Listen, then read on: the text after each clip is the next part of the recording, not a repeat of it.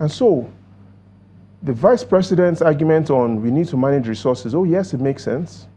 The argument of Atiku Abubakar also makes sense. But in the final analysis, nobody remembers, yes, France won the World Cup, Chamberlain. Everybody knows France lifted the World Cup. But perhaps, I'm sure you can't remember the journey France took to winning the World Cup. The country is...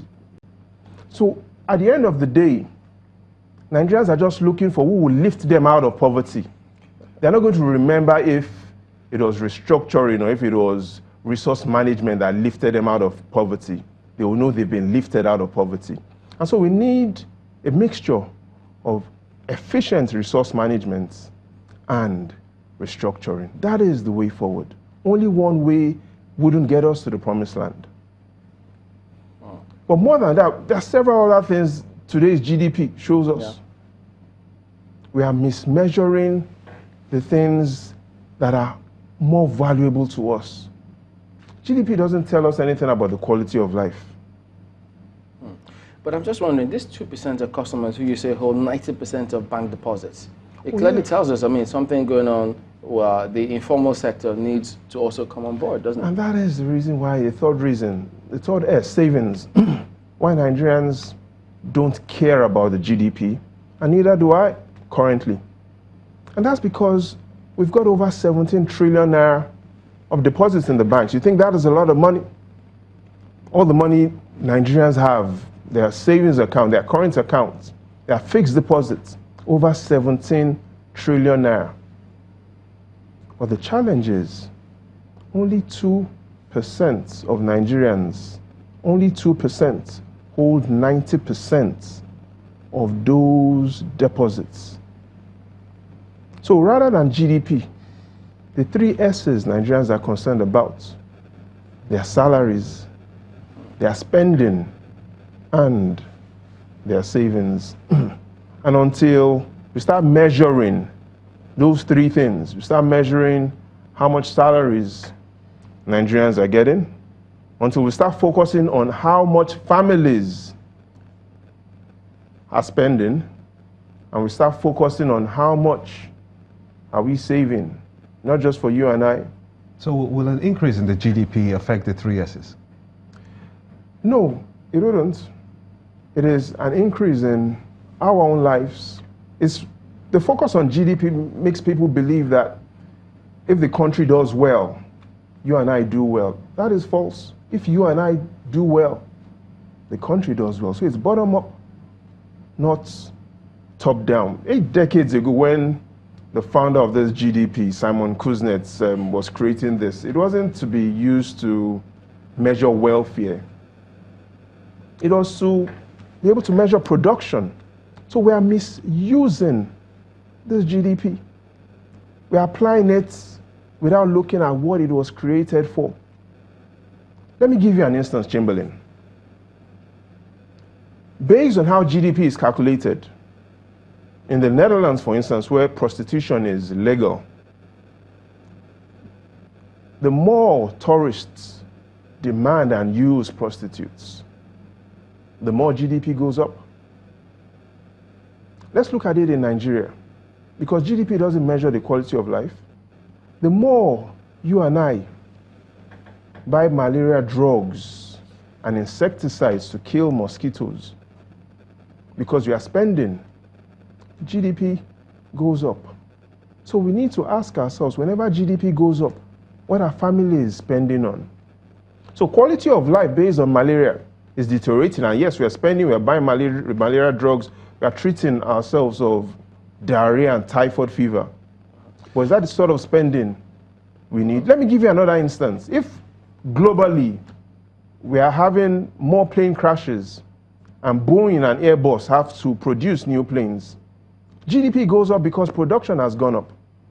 So we need to understand this GDP and apply it properly. But if you look at that GDP figures released as well, when they talked about the non-oil sector growing, and then as a result of investments in the transport sector, assuming that were to be on infrastructure, road infrastructure, for instance, isn't it going to impact positively on the economy if people are able to move, say, the agri-produce from one end to off-takers to the other, that will move and help somewhere, wouldn't it? Okay, so let's talk about two things you've mentioned.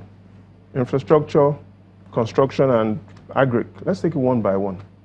Today's Nigeria's construction sector employs less than 2 million people. To put a better perspective of this, the construction sector in the United States has a higher GDP than the entire GDP of Nigeria. Statement or fact.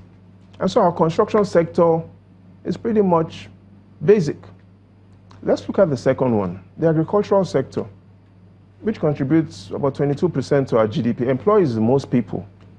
The challenge is, agri today, even though it accounts for 22% of our GDP, it also accounts for less than 3% of our exports. So it really doesn't make sense. Agri today employs 23 million Nigerians full-time. But the question is, how much are those that are on the farms, how much are they earning? So the farmer doesn't understand GDP. The farmer understands that when he has an outbreak of pest on his farms, he has to buy pesticides. Yes, it will show that GDP has gone up, but is that the sort of GDP the farmer is interested in? The farmer is interested in what is in his bank account. The farmer is interested in the quality of life of his children. In simple terms, we need to measure the impacts of health. GDP doesn't tell us anything about that, Gimba. GDP wouldn't tell you that approximately 800,000 Nigerian children die every year before they get to their 5th birthday. What does this mean? Every time an adult Nigerian wakes up in the morning to watch sunrise daily for 2 hours, over 100 Nigerian children die. That is what it means. So GDP doesn't tell us all of that. GDP doesn't tell us anything about the quality of education. That is the things we need to focus on. Okay, so we'll also find out, so do they move from GDP to SSS? We'll talk about that in a moment. Don't go away.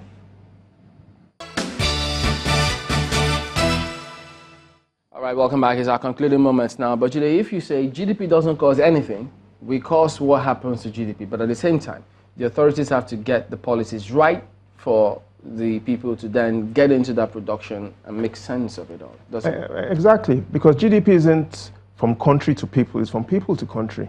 It's our activities that determines what the GDP results will be. And so whatever policies of the government will impact our lives. So we need to start managing more things than GDP. We need to start managing our courage and measuring our courage to invent. Who is measuring that? We need to start measuring the strength of our marriages. GDP doesn't tell us anything about if the divorce rate is increasing or not. But that is an index that we need to be concerned about. We need to start measuring the intelligence of our public debates. Recently, yesterday, we saw the result of the pact. And the most painful thing was we never saw the candidates debate among themselves. All we just saw was the winner. What happened to the intelligence of their debates? No one saw it. Will the APC have a debate between President Buhari and we're hoping that the PDP would have a debate among their own contestants. So perhaps if the pact had debated amongst themselves or to a group of people or audience, the voters, those who were elected among themselves, may have had a better sense of judgment? Eureka, that's it. And then Nigerians can clearly be able to see how they stand up and measure against each other. But what happened? Closed door session. What is happening in the PDP? What could happen in the APC? So we need to be more open and measure the right things. And in the final analysis, let's remember the words of the former governor of the Bank of England, Eddie George, who said there are 3 types of economists: those who can count, and those who can't. And the That's economists. Well, that means you couldn't count. but that is it. We need to be able to look deeper. But he's not an economist. But we need to measure the right So you're things. excused.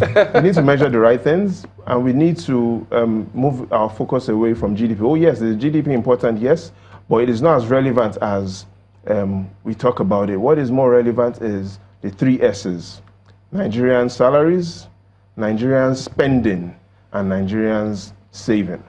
Okay, so there you go. Saving that last bit again. Well, thank you for coming on this morning. GD Ogunsanwo, our data and information analyst. That's the show today. We thank you all for watching. We'll see you next time.